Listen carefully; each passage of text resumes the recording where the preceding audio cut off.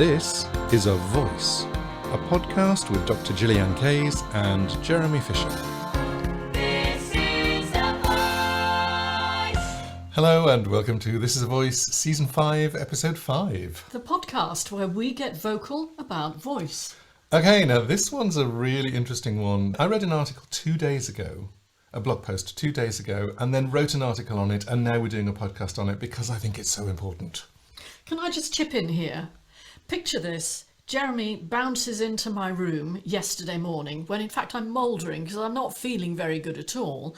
And he says, I've written an article, do you want to hear it? And I'm thinking, do I really want to hear it? I've just started my first cup of tea. Well, I did hear it. And actually we both got pretty excited about this article. And this is something that happens with you, isn't it? That you get these kind of creative moments. So do you want to tell us more about how that creative moment came to be? What are we talking about? Okay, we're talking about an article that I read. It was actually a blog post from Elizabeth Gilbert, the author of Big Magic and Eat, Pray, Love, that was made into a film with Julia Roberts, called What Are You Doing With Your Life? And in the article, she describes the difference between a hobby, a job, a career, and a vocation, and how it can help you define your life. And I loved this. And I sat down and I wrote an article in one go. And then, as I usually do, I'm like a dog with a bone, bounce into the room and go, can I read you the article? So, the article is now up on the Vocal Press's website, but we're going to do a podcast about it because we think it's really important. And this is a blog that people can share, isn't it? Absolutely, Yeah. yes. And also comment on it if you like it as well, please. The link will be in the show notes. The reason I think it's important is because if you work in the arts and if you work in education, which we both do, then you really are told a lot. You must have a career. You must do this. You know, singing is a vocation. Teaching is a vocation. Performing is a vocation. Working in the arts is a vocation. And I think it's really interesting when I read this article and I went, oh, is that what I've been doing wrong with my life? That makes sense. So here we go.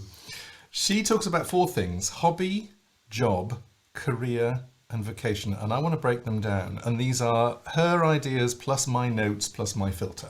And my thoughts. So a hobby is something that you do that gives you joy, but you don't earn a living from it. You don't need to impress anyone. You don't need people to know about it. It's yours and it refreshes you. I mean, actually, in my list in the article, I missed out a hobby, which is really important to me, and that's reading. Reading is almost the biggest thing that refreshes me, and I read, frankly, I'll read anything, but the thing that works the most for me is actually books I've read before. So there's a sense of familiarity, and then I can just get lost, and I am the captain on the Starship Enterprise. You know, I go straight there. I just fill the whole thing wherever I'm sitting. If I talk to Jeremy while he's reading, he literally doesn't hear me. Can't hear a thing. It's really fascinating. It's a really, really very, very fine focus into the words and the life that I'm living while I'm reading. So reading is really quite a big one. But, Yes. you know, during the time that we've been together as a couple, I have seen you sort of change your hobbies. So do you want to talk about that? Well, the ones that I listed in the article are baking, knitting, and very recently sewing. And I bought myself a sewing machine and an overlocker, and that's been quite interesting. And you made yourself a waistcoat, which has appeared on these podcasts. It is. If you're watching on YouTube, it's not the one I'm wearing today, but it has been on podcasts, yes. The interesting thing about all of them is that I've always wanted to be to be so good at what I do that I could sell it. And it was when we were running courses here, which we're no longer doing, then I was doing things like, I mean, this is going to sound bizarre, but I was knitting slippers for people to wear in the house. They were very good as And well. people wanted to buy them, actually. They did. They wanted me to hand make them for them. So somehow I incorporated my hobbies into my job. And what I've discovered reading the article is that is not a good thing. So we'll come back to that. I think that explains why, you know, you have this incredible burst of creativity. And I'm just amazed, actually, by the high level of product that you do when you go into a new hobby. And then I think what happens is there's almost that pressure, and then suddenly you stop. Do you think that's fair? That's absolutely fair, yes. And I think it is this business of I somehow unconsciously start to make my hobbies feel like a job. Yeah.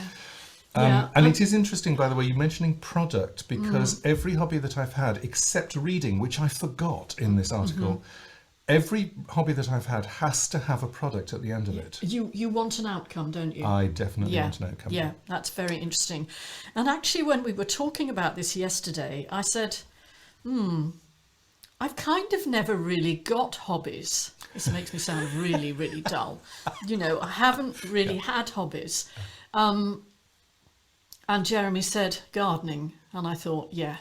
Gardening is a hobby, and actually for me walking is a hobby as well. I don't mean walking to the shops, you know what I mean, don't you? Walking in nature, that's very much a hobby.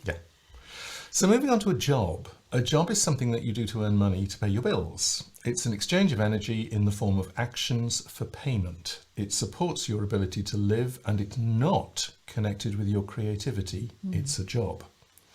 That makes it very interesting because, as singing teachers, vocal coach, the whole thing is that our job is connected with creativity, but the definition of a job isn't. It is an exchange of energy for payment. That's it. This is so weird for me because I think we should both fess up and say we've hardly ever had jobs. Actually, Both of us have hardly ever had jobs. We've hardly ever been employed. That's true. I've always been employed. If I've been employed on shows, I've been employed as a freelancer. So yes. Or it's been contract work or, zero contracts. The last time I was employed was actually as a researcher at the University of York, and that was a 6-month post. That was fun, actually. I really enjoyed that. And what I've said in the article is how I earn my money has changed recently because for nearly 40 years, I've been a freelancer.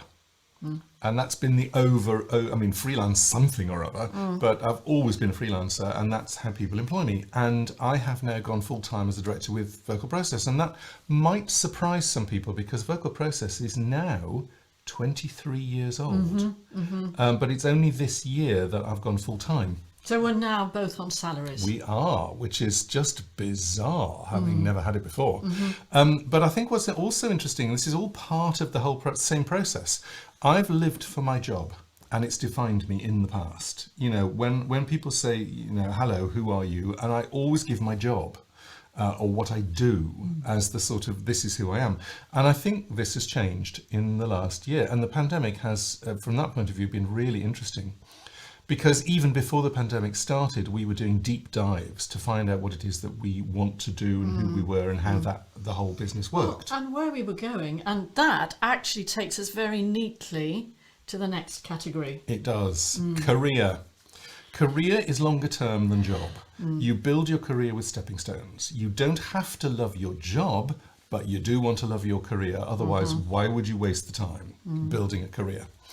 And the point that she makes in the article this is Elizabeth Gilbert, is really interesting because she says careers may include sacrifice for longer term gain. So that might be something like you would need to move location, or you'd be away from your family a few days a week, or other sacrifices like working at weekends or working in evenings and so forth, if that is appropriate. I think this is one of the places that what I think of as vocational people, singing teachers, performers, coaches, I think this is one of the things they confuse because they take a job and then that includes sacrifice, and that job may not necessarily be in their career line. And the question is, do you take the job for the sacrifice, or do you look for something that will support your career? And it's a really interesting question, and it also depends where you are in your career age-wise. I'm just kind of drawing on that. So an example of that for someone in our industry might be someone who's working at a performing arts college. They're paid to do a certain number of hours, and they're paid for weekdays and during the day. But in fact, what happens is the demands are greater than that. They are expected to do other things for which they are not paid. And that then starts to impact on family life. Or perhaps health. People move into burnout. And that is confusing, I think, career and possibly vocation with job. Yes. So I've had several jobs, author, performance coach, audition pianist, arranger, career advisor, accompanist, conductor, all of the above. It's always worried me that I didn't have a clear-cut career. I didn't have a ladder. There was no ladder that I could climb up as a freelance musician, in whatever form that is. There's no ladder that you can go. You sort of either have to build your own ladder or you just drift where the wind takes you, which was most of my career. Yeah, that's the danger, isn't it? That you just go wherever the contract calls. Yes. And it might not be a contract that you're actually that happy to do. Well, this is the other thing, and it's the bane of the freelancer, which is you don't turn contracts down because you never know. A, it could be the last one, and B, you don't know where it's going to lead. Do you know, I had the mentality that I carried my passport around with me for 20 years in case I got the last minute call. Genuinely. I only ever got it once. Which is fascinating, and that was would I go and MD a show tomorrow night in Germany that I'd never seen. That was a fun job. And I think this impacts on the small business singing teacher as well, that you feel you must take every student, Yes. even if they're not really that suitable for you. Yeah. I can remember, years ago when we were living in London, that what would always happen, when you got to the Christmas holidays was that, first of all, people went off and had jobs. They were in panto and all the rest of it. Then they'd disappear, and then Christmas, and they had no money. And every year you'd be thinking, are these people going to come back? Have they all disappeared? And they always did come back. But I mean, that is a real challenge for people. It is. And what they then do is they drive themselves and work themselves through the whole... Excuse me. Morning. Yeah, well, I did say I've had a thing. I'm still having a thing. They drive themselves and work themselves through the holidays and cause burnout. Yes. And now this was an interesting one about the whole career thing, because what I realised was that I was essentially, because I was looking for a ladder to climb, I was really looking at the business model of a career, which is, you go from this to this to this to this, and there's a very clearly defined ladder that goes all the way up the corporate structure. And as a musician, you don't really have that. And it was only fairly recently that I came across the term portfolio career. And actually, when you sit back and you go, my portfolio career is extremely wide-ranging, but it has always connected me with music, performance and collaboration. Those three things are there all the way through pretty much everything. And it's really interesting because when I saw that, I thought, oh, I quite like this career. That's quite fun. And I do have one. I do have a career. And we both have portfolio careers, don't we? We do. I mean, I've done quite a lot of contract work in the past for drama schools, including being head of singing and voice quite a while back at the East 15 acting school. So that kind of shaped a lot of my work, but I always had private clients as well. And then what happened was that I got invited to write a book. I got into a situation where I was running public courses. We were both organising public courses. So suddenly it was this really multifaceted career, Yep. which was sometimes quite hard to juggle. I mean, I would say, when we go on to look at vocation, for me, there's very definitely a link between vocation and career. So you can sort of see this interface between my passion for voice and how it's shaped my career, including deciding to go off and do a PhD, Yes. which I did. I started my PhD when I was 50, after almost 30 years of not doing any academic study, and it was a big deal. So let's talk about vocation. And this is a very interesting definition. Elizabeth Gilbert says it's about the relationship between you and God. And or universe or energy or power or whatever word you want to put in there. And this is really fascinating because essentially your career is your relationship with other people, or your relationship with business, or your relationship with whatever, and vocation is your own personal relationship inside. And I think, again, people conflate job, career and vocation into one. If you are in a vocational type of work, which singing teachers are, performers are, vocal coaches are, all of these people Medics, obviously. that we work with are in vocational careers. It's very interesting when you separate the vocation out of the career. Can we say vocational professions? Sure. Would that be all right? And the only reason why I'm saying this is that, especially for people who live in the UK, there was a whole thing at the beginning of the pandemic that Yes. some of us working in the performing arts were sort of doing it for kind of pleasure Yes. and as a vocation, and that we Yes. should give up and all go off and learn IT. Yes, I remember those ads. Okay. Yes, so I just wanted to sort of put that in there. Well- We're not talking about that kind of vocation. But no, this is the interesting thing. It doesn't actually fit.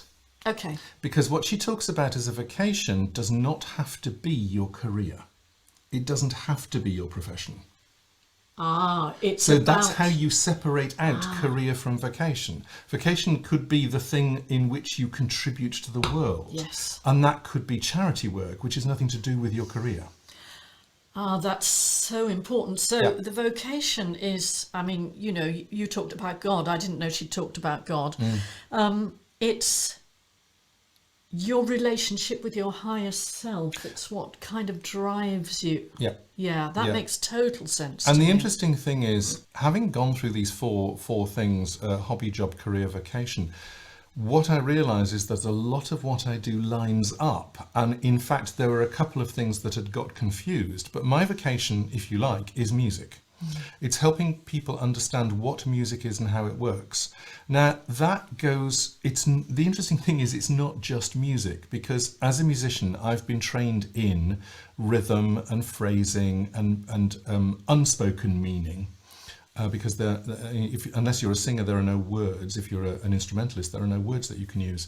And so I hear and see patterns and melody and rhythm in conversation, in presentations, in voiceovers. I even see them and experience them when I read stuff. I will read a blog and I'll hear it in my head. And I'm looking at pauses and turns of phrase. So I can see the rhythm with which an article is constructed. And it's very interesting because my passion is clarity. I want people to be clear with what they do. And it was really fascinating. There is one, I want to share a story with you because it was so clear to me what happened and how I was reacting. I was playing for a set of auditions years ago for an opera company. And people were coming in, they were singing different arias, but they had to deliver the same spoken piece. That's right, it was the same piece of script. And the arias were fine, everybody was doing what they were doing. And then they delivered the script, and I kept thinking, it's not right, it's not right, it's not right, this is not working, it's not working. Everybody was coming through going, it's not working, it's not going. And at one point, I thought, I'm going to have to say to the panel, please, can I just get up there and deliver this script in a way that I know works? It was that strong. And then somebody walked in, delivered the script perfectly. And I just went, thank God for that. Now I don't have to do it. And I think it's really revealing that. I mean, that's going to sound really weird as a story, but what it reveals is that I have a sense of energy of something. And if it's off, if it doesn't work, I get very, very frustrated about making it work. And then when somebody comes in and makes it work, and sometimes in a way that I've not even thought of, I go, that's brilliant, that's it, I can relax, I don't have to do anything. It's like that thing has been expressed in a way that works for it. Okay, you're talking about manifestation. I am. So if you like, that is my highest vocation, is that I want the things around me to work. Absolutely. And that includes people as well, by the way. Yeah, I mean, it's interesting because while you were speaking about it, I was thinking that, I was kind of going right back through my, into my childhood and singing and winning all those festivals and having photographs in the local newspaper of me with all these cups. Yeah. Put a lot of pressure on me, actually. It was not really the best thing. But that how music has been a joy in my life. And I think for me that music is the vehicle and voice is the passion. That's really interesting. Yeah. And helping people to find their voice and find their best voice. Yeah. I think that's what really works for me. And also to understand about their voice, so to kind of take away the fear and all of that. That's really shaped the my career over the last 45 years, I would say. I know the singing teachers are really going to resonate with that. It's the idea that you're helping people find their voice. And as often happens, I have that as well, but I have something that's slightly different, which is I want people to find themselves, which is a slightly wider brief. And this is also about, I mean, I wrote a whole chapter in successful singing auditions called the foal process, falling off a log. And that when you discover or recognise you're falling off a log areas, then you work with those and you live with those, and actually life gets easier because they're so innate for you, they're so easy for you, that you go, surely it can't be this easy. And the answer is yes, it can, because that's where you resonate. I think this is really important, Jeremy, because when we were running our accreditation cohort 21, Who have just finished their year. And one of the things that they said in their final session was the thing that made the most difference to them was doing the training session that we did on values and goals. Yes. And it allowed them to reevaluate their career, reevaluate the way that they were working and the amount of time they give to work, to rebalancing life and family.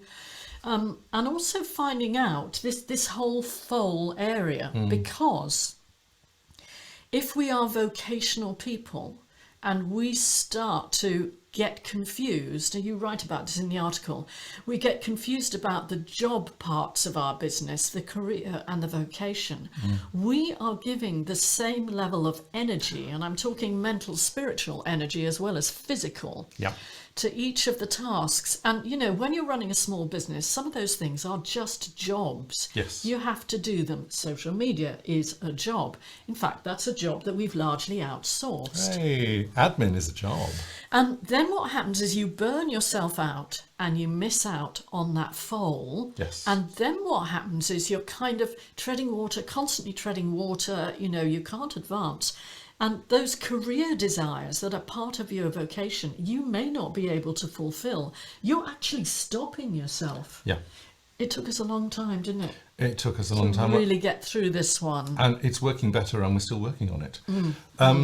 The interesting thing now is I found that I needed somebody else's view from outside me to go, here are 4 things that you need to think about. And I went, oh, that's really good. And because I now have these 4 things and they're very clear, I can now rework what I do. And also, weirdly... It's a kind of reframing, isn't it? It's a reframing. And it's also reframing of my past, where I go, actually, my past hasn't been mixed events. There has been a trajectory through it that I just haven't recognised because I've conflated 4 things. And I've been going, you know, why haven't I had X career? And the answer is because that wasn't my career to have. Yeah. And I was believing something that I thought I ought to do, and in fact wouldn't have suited me. And there's a lovely, we do have Karin, one of our accreditation people, on video talking about this. It's on the YouTube channel. Yes. Where she said, I never thought that I wanted to work with this particular group of clients. And then I sort of had an epiphany moment sort of thing, and then went, well, of course, that's exactly what I want to work with. I'm working with the clients I love to work with. Yes, it's absolutely. We will put a link in the show notes to that particular video because it's absolutely worth watching. There's something else, and I actually want to read a short paragraph from the article you wrote. Yes. My takeaway from Elizabeth's separation of these 4 things, hobby, job, career, vocation, is that I have all 4, but I didn't realise it. Now I do realise it. It's helped me see the successes in my life and how the journey has got me to this place. Yeah, absolutely. Yeah. And I think you need some people are able to do this, just, you know, read a sentence and then go inside and go, oh yes, and all the building blocks, it's a bit like Tetris, all the blocks just go and then fall into place. Other people need help, and it's one of the things that we've been doing in the accreditation program just in the last couple of months, is helping people to identify their foal area, their falling off a log areas, their areas of expertise. The ones that I always think of a foal area as being an area that you don't realise you're good at. It's so innate for you that you simply dismiss it. You often don't acknowledge it. Yeah, and people go, "Oh, but you're so brilliant at that," and you go, "What? What? I don't understand. Why doesn't everybody do that?" And the answer is no.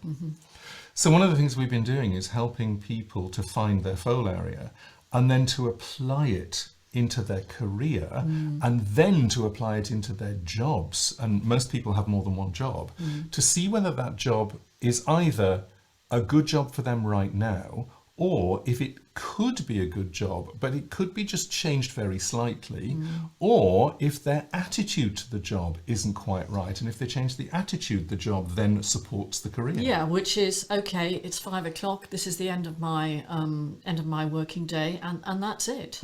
You know, that's what I'm paid for. I've done the job. I've done the job to the best of my ability during the time I'm being paid for, and I don't need to do more. I can say that people are going to find this very, very challenging. People, particularly from our end of the profession. Because what you, and if you like, if you want to be that person who works 15 hours a day and gets paid for 5, that is actually your choice. And you are very welcome to take it. What I think is interesting is when you realise that it is a choice and that you can then decide whether you're going to do that or not. That's when life gets interesting. Hopefully that's been interesting for you. If you want to see the original post by Elizabeth Gilbert, I've got the Facebook link, and in fact there is somebody else's TikTok account where she talks about it, so I can link that as well. That's where you first spotted it. That's where it's actually on Facebook I first spotted it. And we will just put extra links in the show notes. So if you've been interested in this, let us know. If you want to find out more about the accreditation programme, we're gathering our cohort for 2022-23. Yeah, drop us an email, send it to Gillyanne@vocalprocess.co.uk, Yes. and I'll talk you through it. Yes, or message us. And if you've liked this podcast, please review it, or go to the article itself that's on the Vocal Process website and review that as well. So we'll see you soon. Okay. Bye.